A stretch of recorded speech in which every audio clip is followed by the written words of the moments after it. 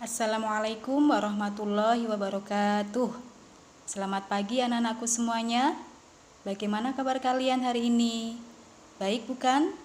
Nah, Ibu doakan semoga anak-anakku semuanya dalam kondisi yang baik dan sehat. Amin. Dalam masa pandemi ini, anak-anakku jangan lupa selalu menjaga kesehatan. Dengan cara apa? Tentunya anak-anakku sudah tahu ya.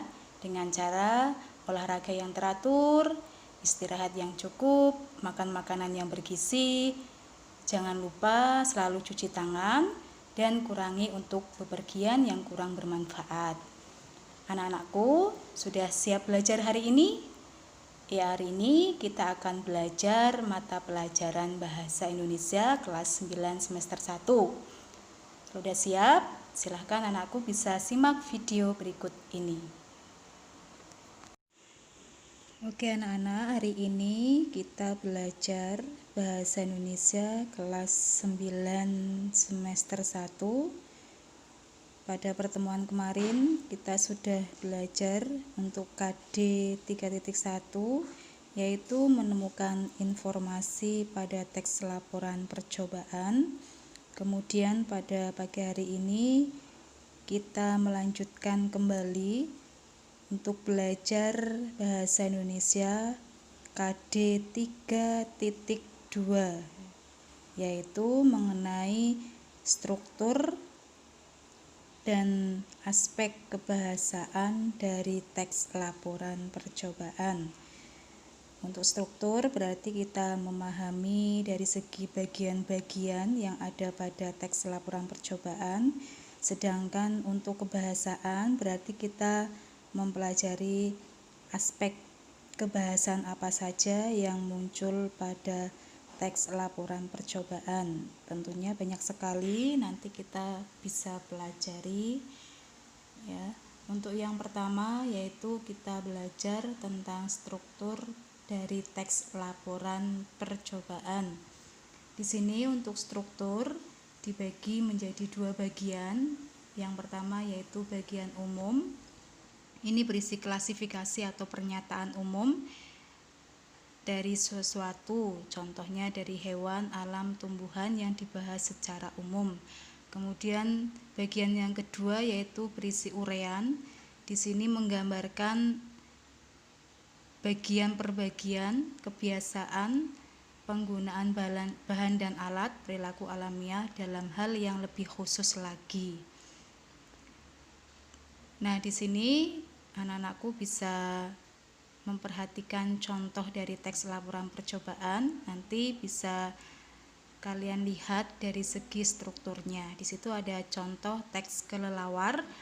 Di situ untuk bagian pernyataan umum berarti membahas secara umum dari kelelawar. Di sini kelelawar termasuk hewan mamalia. Nah, mamalia itu seperti apa bisa dibahas lebih umum lagi. Bisa diperinci lagi. Untuk bagian uraian di situ ada penampilan, kebiasaan makan, kapasitas dan perkembangbiakan dari hewan kelelawar. Dibahas secara rinci per bagian. Kemudian dari segi aspek kebahasaan teks laporan percobaan di sini ada yang pertama yaitu aspek umum atau kita kenal dengan kata umum. Di situ contohnya ada kendaraan roda 2. Berarti kendaraan roda 2 di situ bisa dirinci lagi ya, apa saja yang termasuk kendaraan roda 2. Kemudian yang kedua ada kata tugas seperti ketika, maka dan seterusnya. Yang ketiga yaitu kata penghubung, kalimat aktif, kata kerja aktif. Kemudian ada kata benda dan frase benda. Kemudian menggunakan istilah teknis atau istilah bidang tertentu. Nah, di sini anak-anakku bisa perhatikan untuk latihan soalnya. Di situ ada pernyataan umum, kemudian bawahnya lebih khusus lagi ya. Yang pertama ada tangkai induk bunga, tangkai bunga, dasar bunga sampai putik. Nah, itu nanti pernyataan umumnya apa. Yang kedua ada padi, belalang, katak, kadal, burung, gelatik, tikus sampai elang. Itu nanti pernyataan umumnya apa. Yang ketiga ada potong tempe, sisihkan, buat bumbu tempe sampai yang terakhir yaitu sajikan. Nah, berarti nanti pernyataan umumnya itu apa. Nah, dari soal tersebut kita bisa melihat jawabannya. Ya, ternyata tadi ya yang pertama jawabannya itu bagian-bagian bunga pada tumbuhan.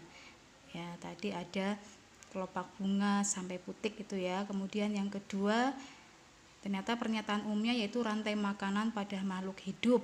Dan yang ketiga, pernyataan umumnya yaitu langkah-langkah membuat tempe goreng.